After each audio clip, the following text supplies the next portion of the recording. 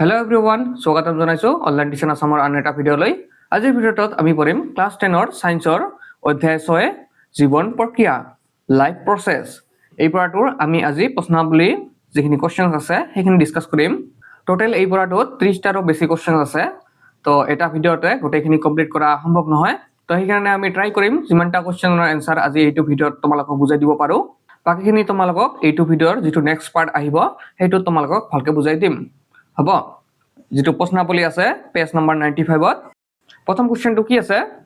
মানুহকে ধৰি অন্যান্য বহুকোষীয় জীৱৰ বাবে লাগতিয়াল অক্সিজেন কেৱল ব্যাপন প্ৰক্ৰিয়াৰে আহৰণ কৰি লোৱাটো কিয় পৰ্যাপ্ত নহয় এনসাৰটো চাবা মানুহকে ধৰি অন্যান্য বহুকোষীয় জীৱৰ শৰীৰত সকলো কোষেই চৌপাশৰ পৰিৱেশৰ লগত প্ৰত্যক্ষ সম্পৰ্ক নাই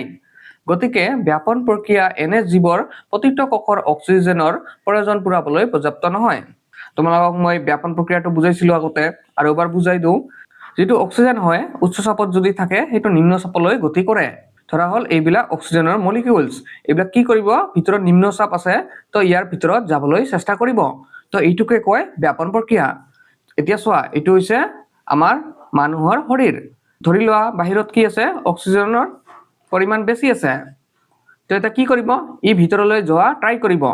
যদি এনেকুৱাকৈ হি ভিতৰত যাব পাৰে এটুকে কয় ব্যাপন প্ৰক্ৰিয়া কিন্তু আমি এনেকৈ যাই জানো না যায় আমি কি কৰো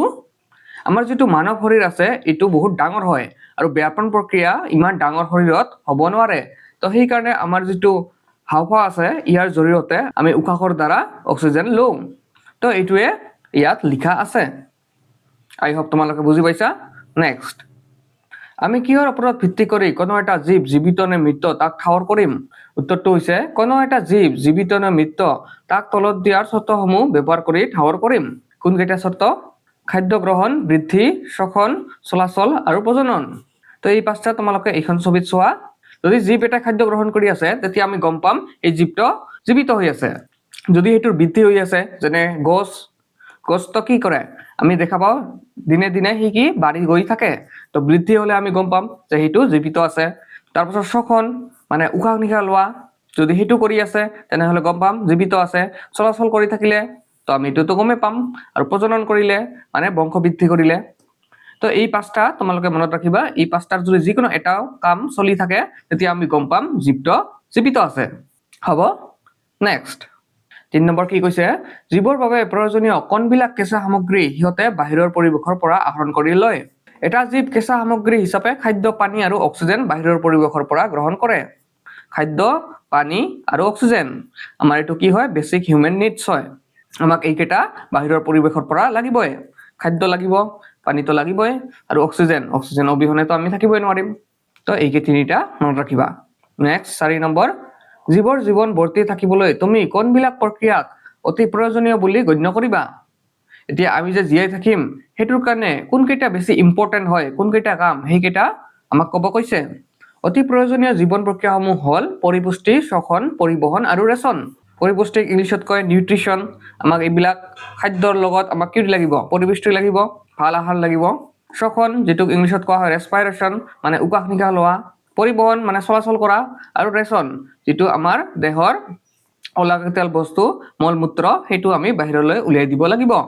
তো এই চাৰিটা তোমালোকে মনত ৰাখিবা পৰিপুষ্টি শ্বসন পৰিবহন আৰু ৰেচন নেক্সট আকৌ এটা প্ৰশ্নাৱলী পেজ নম্বৰ 101ত আছে স্বপোষিত পুষ্টি আৰু পৰপোষিত পুষ্টিৰ মাজৰ পাৰ্থক্য কি কি তো এতিয়া তোমালোকক মই বুজাই দি আছো স্বপোষিত পুষ্টি মানে কি পৰপোষিত পুষ্টি মানে কি স্বপোষিত পুষ্টি মানে যিবিলাক জীৱই নিজে নিজৰ আহাৰ প্ৰস্তুত কৰিব পাৰে যেনেকে আমাৰ কি উদ্ভিদ বিলাক নিজে নিজে আহাৰ প্ৰস্তুত কৰি লয় তো এইবিলাকক কোৱা হয় স্বপোষিত পুষ্টি কিন্তু আমি যিবিলাক জীৱ জন্তু চৰাই চিৰিকটি এইবিলাক কি হয় আমি বেলেগৰ ওপৰত নিৰ্ভৰশীল আমি ইনডাইৰেক্টলি হিয়তক আমি ভক্ষণ কৰো তো সেই কাৰণে আমাক কি কয় আমি বেলেগৰ ওপৰত নিৰ্ভৰশীল এই কাৰণে আমি কি কও পৰপোষিত জীৱ তো হে এই দুটা মনত ৰাখিবা তো হেতুৱে জুনে নিজে নিজৰ আহাৰ প্ৰস্তুত কৰি লয় তাই স্বপোষিত আৰু যি ইনডাইৰেক্টলি আমি হেতু ভক্ষণ কৰো হেতু পৰপোষিত তো এইটো ডিফাৰেন্স খিনি আমাক কব কৈছে তো পাৰ্থক্য কেইটা কি হল স্বপোষিত পুষ্টি অজৈব অণুৰ পৰা নিজৰ খাদ্য সংশ্লেষণ কৰে পৰপোষিত পুষ্টি নিজৰ খাদ্য সংশ্লেষণ কৰিব নোৱাৰে যদিও আন জীৱতে অৰ পৰা খাদ্য সংগ্ৰহ কৰি লয় যেটো মই অলপ আগত তোমালোকক বুজাই দিলো পত্ৰহৰিত আৰু সূৰ্য ৰশ্মি প্ৰয়োজন হয় পত্ৰহৰিত আৰু সূৰ্যৰ ৰশ্মি প্ৰয়োজন নহয় এতিয়া উদ্ভিদবিলাকত তোমালোকে চোৱা পত্ৰহৰিত কণা থাকে যাৰ কাৰণে সিহঁতে নিজৰ খাদ্য নিজে প্ৰস্তুত কৰিব পাৰে সালোক সংশ্লেষণ ঘটে সালোক সংশ্লেষণ নঘটে এইটো উদ্ভিদৰ ক্ষেত্ৰত হয় সালোক সংশ্লেষণ সেউজীয়া উদ্ভিদ আৰু কিছুমান বেক্টেৰিয়াত ঘটে এইকেইটা সেউজীয়া উদ্ভিদ আৰু বেক্টেৰিয়া আৰু এইবিলাক ক'ত হয় পতংগভোগ উদ্ভিদত ঘটে কিছুমান এনেকুৱা উদ্ভিদ থাকে যিবিলাকে কি কৰে এনেকুৱা ইয়াত যদি আমি এটা পোক আহি পৰে ই কি কৰে তাক ভক্ষণ কৰে তো এনেকুৱা যিবিলাক উদ্ভিদ আছে সেইবিলাকক কোৱা হয় পতংগভোগ উদ্ভিদ তো তোমালোকে এইকেইটা মনত ৰাখিবা নেক্সট সালোক সংশ্লেষণত প্ৰয়োজনীয় প্ৰতিটো উপাদান উদ্ভিদে ক'ত ক'ত পায় সালোক সংশ্লেষণ প্ৰক্ৰিয়া যিটোত উদ্ভিদে নিজে নিজৰ আহাৰ প্ৰস্তুত কৰি লয় সেইটোৰ বাবে প্ৰয়োজনীয় উপাদানবোৰ কি এইটো হ'ল পানী কাৰ্বন ডাই অক্সাইড পত্ৰহৰিত আৰু সূৰ্যৰ ৰশ্মি ধৰি লোৱা এইটো আমাৰ কি ফুল প্ৰথমে আমাক কি লাগিব সূৰ্যৰ ৰশ্মি লাগিব তাৰপিছত পত্ৰহৰিত কণা থাকিব ইয়ে কি কৰিব ক'ত থাকে এইবিলাকত থাকিব পাতত থাকিব ইয়াৰ দ্বাৰা খাদ্য প্ৰস্তুত কৰিব পানী কৰ পৰা লাগিব ইহঁতে শিপাৰ পৰা ল'ব আৰু কাৰ্বন ডাই অক্সাইডটো লাগিবই যেনেকুৱা আমাৰ মানৱক কি লাগে অক্সিজেন আৰু উদ্ভিদবিলাকক লাগে কাৰ্বন ডাই অক্সাইড জীৱিত থাকিবৰ কাৰণে তো এই চাৰিটা ইম্পৰ্টেণ্ট এইকেইটা লাগিব আৰু পানী উদ্ভিদ মৃত্তিকৰ পৰা মূলেৰে শোষণ কৰে কাৰ্বন ডাই অক্সাইড বায়ুমণ্ডলৰ পৰা উদ্ভিদ পত্ৰ ৰন্ধ্ৰৰ মাজেৰে CO2 গ্ৰহণ কৰে পত্ৰহৰিত উদ্ভিদৰ সেউজীয়া পাতত থাকে সূৰ্যৰ ৰশ্মি সূৰ্যৰ পৰা পায় তো এইকেইটাই তোমালোকে মনত ৰাখিবা নেক্সট 3 নম্বৰ আমাৰ পাকস্থলীত এচিডৰ ভূমিকা কি পাকস্থলীত নিঃসৰণ হোৱা এচিড যেটো থাকে HCl তাৰ ভূমিকা এইটো হৈছে আমাৰ পাকস্থলী যেটো কোৱা হয় ইংলিছত ষ্টমাক ইয়াৰ ভিতৰত থাকে হাইড্ৰক্লৰিক এচিড এইখিনি তো এইখিনিয়ে কি কৰে উৎসেচকৰ ক্ৰিয়াৰ বাবে আম্লিক মাধ্যম অব্যাহত ৰাখে উৎসেচক বোধক সক্ৰিয় কৰে বেক্টেৰিয়া ধ্বংস কৰে সেলিভাৰী এমাইলেজৰ ক্ৰিয়া বন্ধ কৰে এটো মানে হৈছে লালটিত থকা উৎসেচক বিলাকে স্টাৰ্চ বিলাকক সিম্পল সুগাৰত পৰিণত কৰা যেটো কাম আছে এটো বন্ধ কৰি দিয়ে আমাৰ জিভাত যেটো থাকে লালটি হেতু কি কৰে যেবিলাক স্টাৰ্চ থাকে হেবিলাক সিম্পল সুগাৰলৈ পৰিণত কৰে আৰু এই কামটো HCl এ পিছত বন্ধ কৰি দিয়ে তো এইকেইটাই কৈছে নেক্সট 4 নম্বৰ পাচক উৎসেচকৰ কাৰ্য কি পাচক উৎসেচক যেটো ইংলিছত কোৱা হয় ডাইজেষ্টিভ এনজাইমছ এখানে লিখিলেও হ'ব হল আমাৰ দেহত প্ৰকৃতভাৱে উৎপন্ন হোৱা এবিধ প্ৰটিন যিয়ে খাদ্য সৰু সৰু অনুলৈ ভাঙি হজম হোৱাত সহায় কৰে এইবোৰে পোষক দ্ৰব্যবোৰ তেজত শোষণ কৰিব পৰাকৈ ৰূপান্তৰ কৰে যাৰ ফলত শৰীৰে শক্তি আৰু পুষ্টি লাভ কৰে তো ধৰি লোৱা তোমালোকে এটা বান খালা এটো পাচক উৎসেচক বিলাকে কি কৰিব সিম্পল সুগাৰলৈ পৰিণত কৰি দিব যদি তুমি মঙহ খোৱা এটো কি হলৈ পৰিৱৰ্তন কৰিব এমিনো এচিডলৈ আৰু যদি তোমালোকে ঘি খোৱা তেনে হলে এটো কি হলৈ পৰিৱৰ্তিত হ'ব ফেটি এচিডলৈ তো এই পাচক উৎসেচকৰ বৰৰ কাম এটোৱে তোমালোকৰ খাদ্যবিলাকক সুগাৰ এমিনো এচিড ফেটি এচিড এবিলাকলৈ পৰিৱৰ্তিত কৰা হ'ব নেক্সট 5 নম্বৰ শোষণ হ'ব পৰাকৈ ক্ষুদ্ৰান্তত খাদ্য কেনেকৈ পাচন হয় ক্ষুদ্ৰান্ত হৈছে এইটো সম্পূৰ্ণ পাচিত হোৱা খাদ্য ক্ষুদ্ৰান্তৰ বেৰে শোষণ কৰি লয় ক্ষুদ্ৰান্তৰ বেৰত কিছুমান আঙুলি সদৃশ প্ৰবৰ্ধক থাকে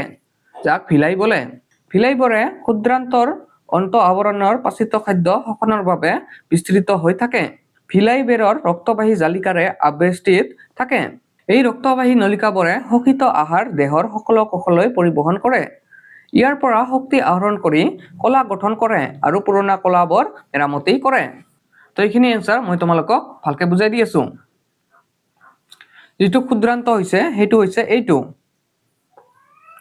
মই তোমালোকক জুম কৰি দেখাইছো এটো কয় ক্ষুদ্ৰান্ত ইংলিছত কয় স্মল ইন্টেষ্টাইন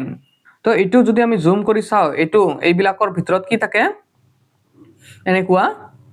সৰু সৰু সৰু সৰু ভিলাই থাকে এইবিলাক আঙুলিৰ নিচিনা হয় এনেকুৱা তো ইয়াৰ ভিতৰত আকৌ সৰু সৰু সৰু মাইক্ৰ ভিলাই থাকে তো এইবিলাক হৈছে এনেকুৱা আঙুলিৰ নিচিনা এইবিলাক তো আমাৰ পেটৰ ভিতৰত থাকে এটো স্মল ইন্টেষ্টাইনছ তাৰ ভিতৰত এনেকুৱা আঙুলি সদৃশ আৰু এই আঙুলি সদৃশৰ ভিতৰত আৰু থাকে সৰু সৰু